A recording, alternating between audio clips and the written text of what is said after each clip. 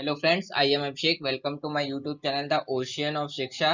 Friends, इस video में हम 27th year UPSC prelims question paper discuss करेंगे, जो हमारा सब्जेक्ट वाइज और यूनिट में डिवाइडेड होगा। तो ये हमारा जो वीडियो है वो टोटल 8 यूनिट में चलेगा, जिसमें हम फर्स्ट यूनिट में history of India, second unit में हम जियोग्राफी इंडिया एंड वर्ल्ड का, तीसरे में हम इंडियन पॉलिटी एंड गवर्नमेंट, चौथे में हम इकोनॉमिक्स एंड सोशल डेवलपमेंट, पांचवें यूनिट में जनरल साइंस एंड इकोलॉजी, छठे यूनिट में हम mental ability and management ability, जो हमारा की सीसेट के बेस पर होगा, और हमारा सातवां यूनिट जनरल नॉलेज के बेस पे होगा, और जो हमारा फ्रेंड्स आठवां यूनिट होगा वो हमारा करंट अफेयर्स से के बेस पे होगा। तो फ्रेंड्स, हमारा अभी फर्स्ट यूनिट का फर्स्ट सीरीज चल रहा है, जिसमें हमारा जो फर्स्ट सीरीज होगा वो है हमारा एशियंट हिस्ट्री, दूसरा सीरीज हमारा होगा मिडिवल हिस्ट्री, तीसरा सीरीज हमारा मॉडर्न हिस्ट्री, और जो हमारा चौथा सीरीज होगा वो हमारा इंडियन नेशनल मूवमेंट पर होगा। तो फ्रेंड्स, हमने आज फर्स्ट यूनिट का 4 वीडियो ऑलरेडी अपलोड कर दिया जा चुका है, आप उसको जा करके देख सकते हैं। तो आज का हमारा 5वां पार्ट है। चलिए आइए डिस्कशन शुरू करते हैं। आज का हम फर्स्ट यूनिट फर्स्ट सीरीज का 5वां पार्ट है। तो आज का हमारा पहला क्वेश्चन है कि निम्नलिखित में से कौन सा करेक्टली मैच किया हुआ है या नहीं। तो हमारा जो पहला है, मतलब ऑप्शन ए है हड़प्पा सभ्यता चरित्र गेवियर, दूसरा है हमारा कृष्णा गंधार कला के स्कूल, ऑप्शन सी है मुगल अजंता पेंटिंग, और डी है हमारा मराठा पेंटिंग के पहाड़ी स्कूल। तो फ्रेंड्स, इसका जो right answer is option B, Krishna Gandhara कला के स्कूल। Right answer is option B. यानी कि जो पेंटेड ग्रेवेयर है वो कब से है, वो वैदिक काल के समय से था, और जो अजंता के चित्र थे वो गुप्त काल के दौरान के हैं, और जो हमारा पहाड़ी स्कूल अस्तित्व में आया था वो कब आया था, तो मुगल काल के दौरान आया था। तो इसलिए हमारा करेक्ट आंसर हो गया option B is correctly match. हमारा जो दूसरा क्वेश्चन है, जिसमें एक कथन और उसके कारण दिए गए हैं, हमें उसके इन दोनों के अकॉर्डिंग हमें और इसके सही उत्तर का चयन करना है। तो हम देख लेते हैं पहला कथन। मतलब कथन में यह कहा गया है कि हर्षवर्धन ने प्रयाग विधानसभा का आयोजन किया था। कारण देते हुए पूछा जा रहा है कि वह केवल बौद्ध धर्म के महायान स्वरूप को लोकप्रिय बनाना चाहते थे। तो मतलब फ्रेंड्स, इस क्वेश्चन का कहने का मतलब ये है कि जो हर्षवर्धन थे उन्होंने प्रयाग विधानसभा का आयोजन इसलिए किया था क्योंकि बौद्ध धर्म के महान स्वरूप को लोकप्रिय बनाया जा सके। तो ऑप्शन देख लेते हैं। हमारा जो ऑप्शन ए है वो कह रहा है both are correct but R is the correct explanation of A, यानी कि हमारे दोनों कथन सही है, और जो हमारा जो कारण है वो कथन की सही व्याख्या करता है। ऑप्शन बी है कि both are true but R is not correct expression of A, यानी कि इसमें कहा जा रहा है, दूसरे ऑप्शन में कहा जा रहा है कि हमारे दोनों कथन सही हैं, परंतु जो कारण है वो कथन की सही व्याख्या नहीं करता है। और ऑप्शन सी है कि जो कथन ए है वो सही है परंतु कारण गलत है। ऑप्शन डी है कथन गलत है कारण सही है। तो फ्रेंड, इसका right answer is option B, यानी कि बोथ, यानी कि दोनों सही है, कथन भी सही है कारण भी सही है, परंतु कारण कथन की गलत व्याख्या करता है। तो बौद्ध धर्म के महायान स्वरूप को लोकप्रिय बनाना हर्षवर्धन के कैनोज में से एक सभा बुलाई। प्रयाग सभा स्वयं लोकप्रिय बनाने के लिए बुलाई गई थी, ना कि बौद्ध धर्म को लोकप्रिय बनाने के लिए यह सभा बुलाई गई थी। इसलिए फ्रेंड्स, हमारा जो था कारण गलत हो गया। चलिए फ्रेंड्स, नेक्स्ट क्वेश्चन देखते हैं। हमारा जो तीसरा क्वेश्चन है, चोल शासकों में से किसने एक सिलों पर विजय प्राप्त की थी। तो ऑप्शन ए है आदित्य एल के द्वारा, राज राजा ली के द्वारा, राजेंद्र के द्वारा, या विजय विजया लय के द्वारा। तो फ्रेंड्स, इसका जो राइट आंसर है वो है ऑप्शन सी, यानी कि राजेंद्र के द्वारा चोल राजाओं में से एक शिले पर विजय प्राप्त कर ली गई थी। यानी कि 1017 में राजेंद्र ने सिलोन यानी कि श्रीलंका पर विजय प्राप्त की। पहले राजा राज प्रथम ने इनके आधे हिस्से पर ही विजय प्राप्त कर लिया था।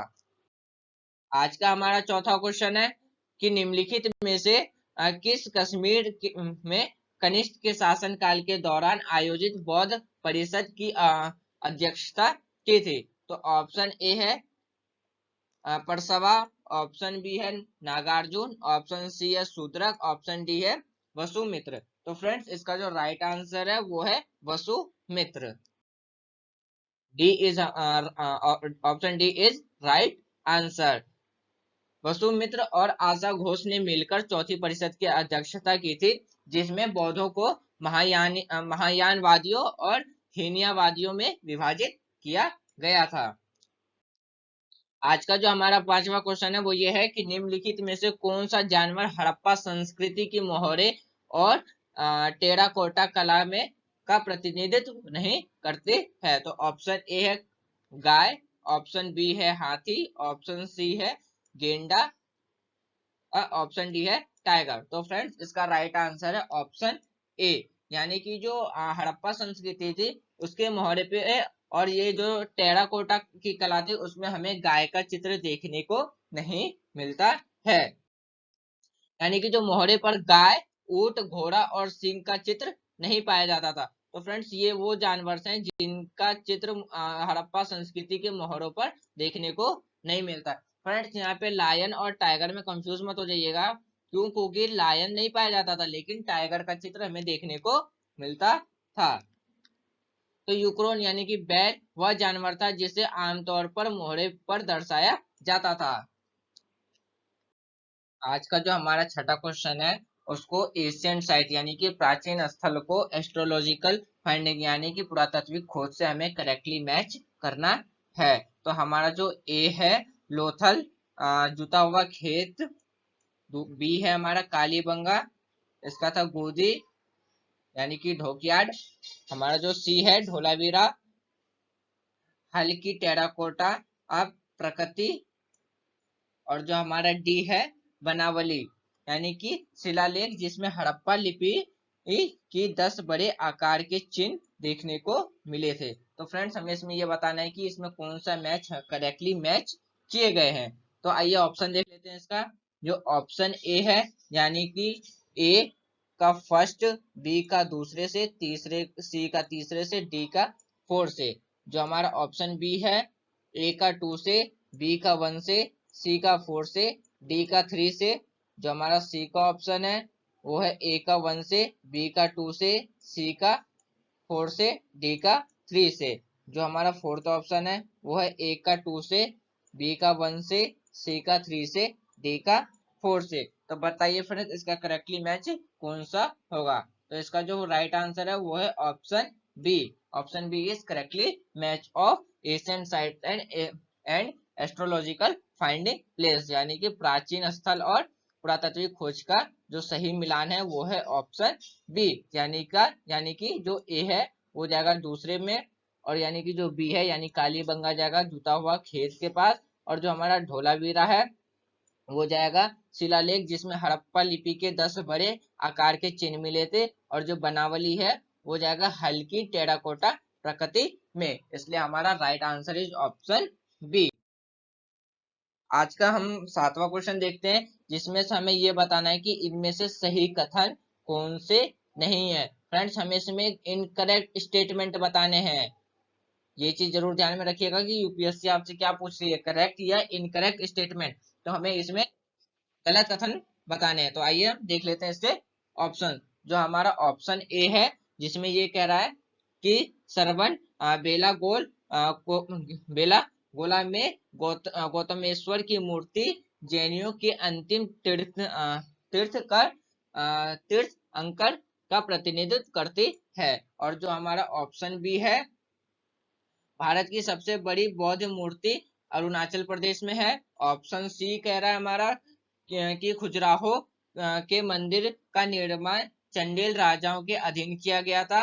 और ऑप्शन डी है होलेश्वर मंदिर शिव के को समर्पित है। यानी कि जो होलेश्वर जो मंदिर है वो कह रहा है कि वो भगवान शिव के लिए समर्पित है। तो बताइए फ्रेंड इसमें से कौन सा स्टेटमेंट इन करेक्ट है? तो फ्रेंड्स इसका जो राइट आंसर है वो है ऑप्शन ए, यानी कि इसमें कौन सा स्टेटमेंट गलत है? तो ऑप्शन ए स्टेटमेंट हमारा गलत है। और क्वेश्चन भी यही पूछा गया था कि इस निम्नलिखित में से कौन सा कथन हमारा गलत है। तो हमारा friends right answer is option A. तो ऑप्शन ए हमारा हो गया इनकरेक्ट आंसर। तो देख लेते हैं इसका करेक्ट स्टेटमेंट क्या होगा। जो गौतमेश्वर की जो मूर्तियां थी वो जैन देवता बाहुबली के समान में बनाई गई थी, जबकि स्टेटमेंट में कहा गया था बौद्ध के रूप में। तो फ्रेंड्स वहीं पे हमारा ये कोई स्टेटमेंट गलत हो गया था। यह जैनियों के अंतिम तीर्थंकर का प्रतिनिधित्व नहीं करती है। भारत का सबसे बड़ा बौद्ध मठ अरुणाचल प्रदेश में स्थित त्वांग मठ है। यह तिब्बत के अल्हासा में पोटाला प्लेस के बाद दुनिया का दूसरा सबसे बड़ा है। तो 8वां क्वेश्चन है कि जो प्राचीन भारत में बौद्ध मठों में परवाना नामक समारोह आयोजित किया जाता था वो क्यों किया जाता था? तो हमारा पहला ऑप्शन है संघ परिनायक और दो वस्तुओं को चुनने का अवसर, एक धम पर और दूसरा विनायक पर। ऑप्शन बी है बारिश के मौसम में मठों में रहने के दौरान किए गए अपने अपराधों के भिक्षुओं द्वारा स्वीकारित। ऑप्शन सी है हमारा बौद्ध संघ में नए व्यक्ति की दिशा का समारोह जिसमें सिर मुंडवाया जाता था और पीले वस्त्र पेशकश की जाती थी। ऑप्शन डी है हमारा अगले दिन अगले दिन आषाढ़ की पूर्णिमा के दिन बौद्ध भिक्षुओं का इकट्ठा होना जब वे बारिश के मौसम में अगले 4 महीने के लिए एक निश्चित निवास स्थान लेते थे। तो इसका जो फ्रेंड्स राइट आंसर है वो है option B. Option B is right answer. तो फ्रेंड्स ये जो परवाना एक बहुत पवित्र दिन है जो 11वें चंद्र मास की पूर्णिमा को मनाया जाता था। वह यह यह वर्षा के महीने में, फ्रेंड्स यहाँ पे वर्षा कर लेना, वर्षा के महीने का प्रतीक है जिसे कभी कभी बौद्ध व्रत कहा जाता था। यह दिन थाईलैंड जैसे कुछ एशियाई देशों में बारिश के मौसम के अंत का प्रतीक है, जहां थेरवाद बौद्ध धर्म का अभ्यास किया जाता था।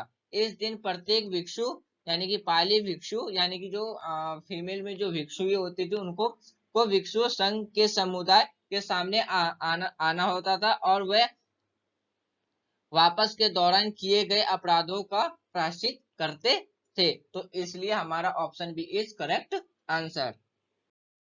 आज का हमारा जो 9वां क्वेश्चन है वो है विशाखा दत्त के प्राचीन भारतीय नाटक मुद्रा राक्षस किस विषय पे? यानी कि जो फ्रेंड्स हमारा एशियंट हिस्ट्री में जो मुद्रा राक्षस विशाखा दत्त के द्वारा लिखा गया था वो मतलब किस सब्जेक्ट के बेस पर है? तो हम ऑप्शन देख लेते हैं। ऑप्शन ए है हमारा प्राचीन हिंदू विधा के देवताओं और राक्षसों के बीच का संघर्ष। यानी कि जो ऑप्शन ए कह रहा है कि जो हमारा विशाखा दत्त के द्वारा जो मुद्रा राक्षस लिखी गई है उसमें देवता और राक्षसों के बीच के संघर्ष के विषय पर लिखा गया है। ऑप्शन बी है एक आर्य राजकुमार और एक आदिवासी महिला की रोमांटिक कहानी। यानी कि एक राजकुमार और एक आदिवासी महिला की प्रेम भरी कहानी के विषय पर लिखा गया है। और हमारा जो ऑप्शन सी है दो आर्यों के बीच सत्ता संघर्ष की कहानी है। यानी कि जब दो राजपूत योद्धा आपस में लड़ते थे सत्ता के लिए उस संघर्ष की कहानी लिखी गई है। और जो ऑप्शन डी कह रहा है चंद्रगुप्त के समय अदालत की साजिश। यानी कि जो हमारा ऑप्शन डी कह रहा है कि जो विशाखा दत्त के द्वारा जो प्राचीन भारतीय नाटक मुद्रा कोश में जो जिस विषय पे लिखा गया है वो यह था कि चंद्रगुप्त के समय अदालत की साजिश। तो बताइए फ्रेंड्स इसका राइट आंसर कौन सा होगा? तो इसका right answer is option D. यानी कि जो विशाखा दत्त के द्वारा जो प्राचीन भारत में नाटक मुद्रा राक्षस जो लिखा गया था वो किस विषय के ऊपर लिखा गया था? तो चंद्रगुप्त के समय जो अदालत में साजिश की जाती थी, उसी के बेस पर यह कहानी लिखी हुई है। यानी कि जो मुद्रा राक्षस यानी मंत्री का हस्तांतरण, यानी कि फ्रेंड जो मुद्रा राक्षस होता है उसका जो मीनिंग था कि जो वहां पे जो कोर्ट सब मतलब जो चंद्रगुप्त के साम्राज्य में जो मंत्री सब होते थे उनका हस्तक्षेप के ऊपर लिखा था, जिसमें विशाखा दत्त ने 4वीं शताब्दी ईस्वी द्वारा संस्कृत में एक ऐतिहासिक नाटक यानी उत्तरी भारत में राजा चंद्रगुप्त मौर्य के सत्ता में आने का वर्णन किया है। आज का जो हमारा 10वां क्वेश्चन है वो ये है कि नर्मदा नदी पर सम्राट हर्ष के दक्षिण की ओर मार्च को किसके द्वारा रोका गया था? तो ऑप्शन ए है पुलकेशिन प्रथम के द्वारा, ऑप्शन बी है पुलकेशिन द्वितीय के द्वारा, ऑप्शन सी है विक्रमादित्य प्रथम के द्वारा, ऑप्शन डी है विक्रमादित्य द्वितीय के द्वारा। तो फ्रेंड इसका जो राइट आंसर है वो है ऑप्शन बी, यानी कि पुलकेशिन द्वितीय के द्वारा रोका गया। उत्तरी मैसूर में वातापी के चालुक्य राजा पुलकेशिन द्वितीय द्वारा नर्मदा नदी पर सम्राट हर्षवर्धन के दक्षिण की ओर जाने से रोक दिया था। तो हमारा इसका right answer is option B.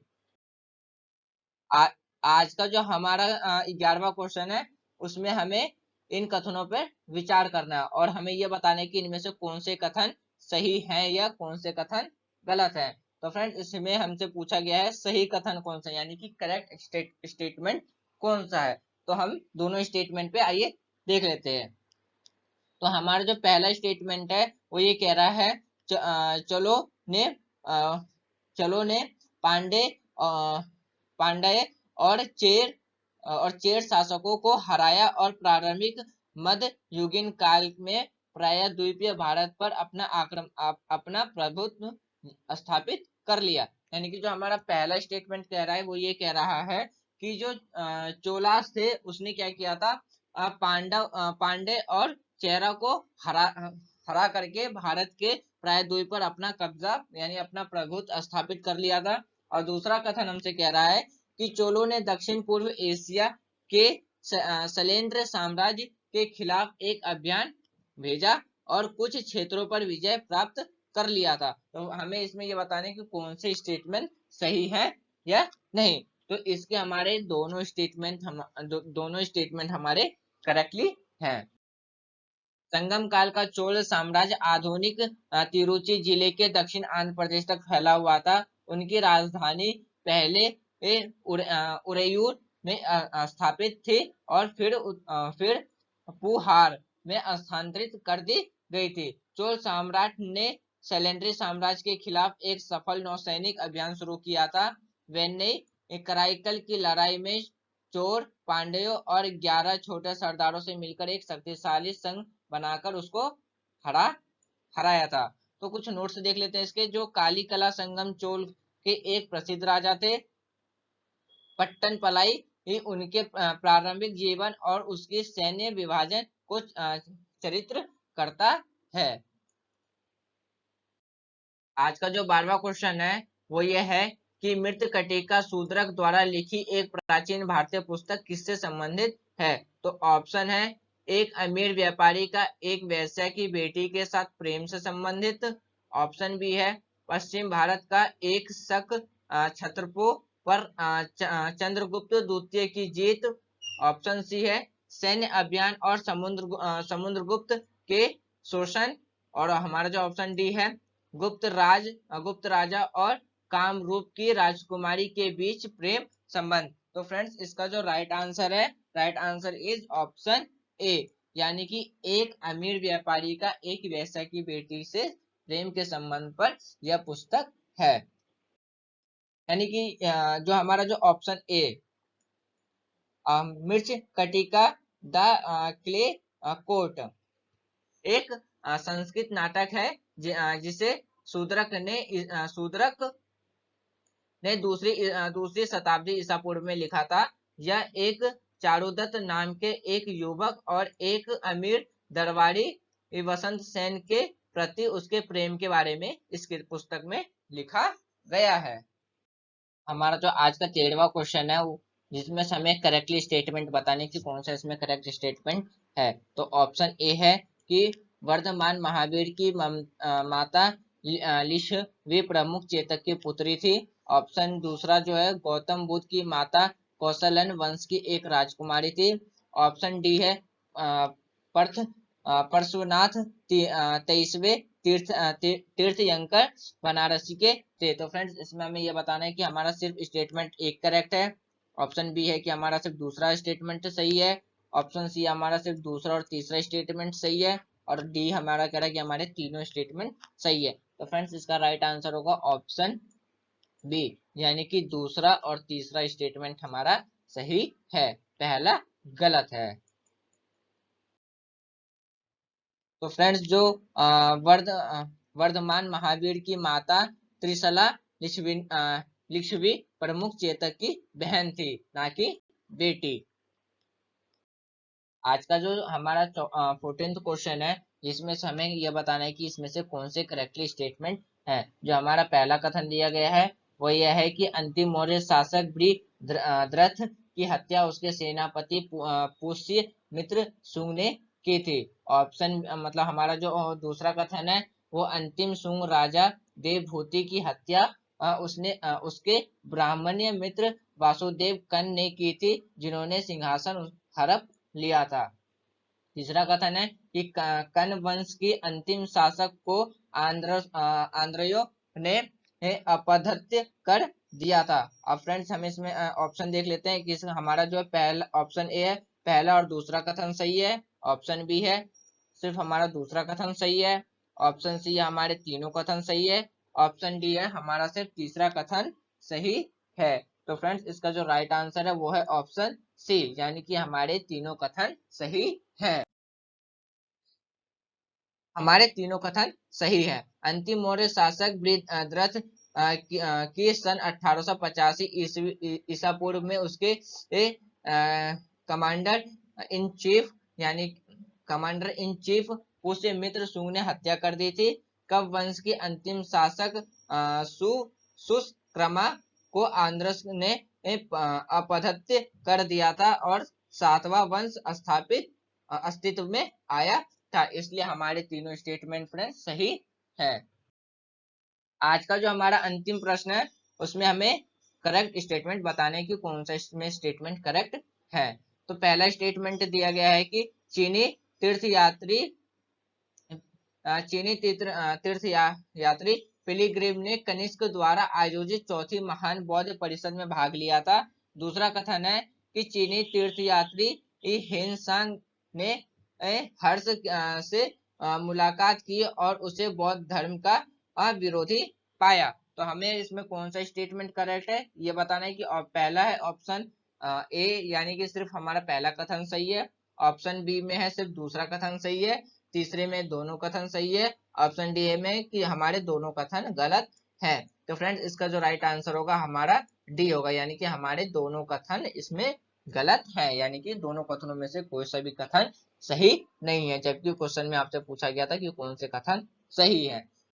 हमारा पहला कथन गलत है क्योंकि चौथी बौद्ध संगीति वसुमित्र और अश्वघोष की अध्यक्षता में कनिष्क के शासन काल में कश्मीर में हुई थी।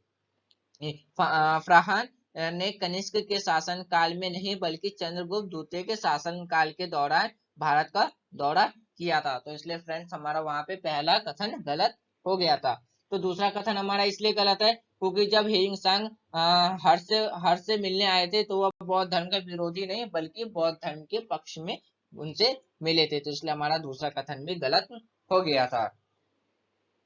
तो आपसे लास्ट वीडियो में क्वेश्चन पूछा गया था कि आर्य शब्द का अर्थ क्या है। तो इसका आंसर नीतीश कुमार के द्वारा सबसे डिटेल में दिया गया। थैंक्स डियर आंसर कमेंट करने के लिए। तो इसका राइट आंसर है option C, a speech of group, यानी कि एक भाषण समूह। आर्य वास्तव में एक भाषाई शब्द है जो इंडो यूरोपीय मूल के एक भाषा समूह को दर्शाता है और यह एक जातीय शब्द नहीं है। तो फ्रेंड्स ये था हमारा आज का डिस्कशन। तो दोस्तों मैं आशा करता हूं कि आपको यह डिस्कशन वीडियो सीरीज पसंद आ रही होगी, जिसमें से हमने फर्स्ट यूनिट के फर्स्ट सीरीज के 5 पार्ट को आज कंप्लीट कर लिया है। 5 पार्ट को कंप्लीट कर लिया है। तो हमारे ऐसे डिस्कशन वीडियो से जुड़ने के लिए हमारे चैनल को लाइक करें, शेयर करें एंड सब्सक्राइब करें। Thanks for watching my video. Take care, bye bye.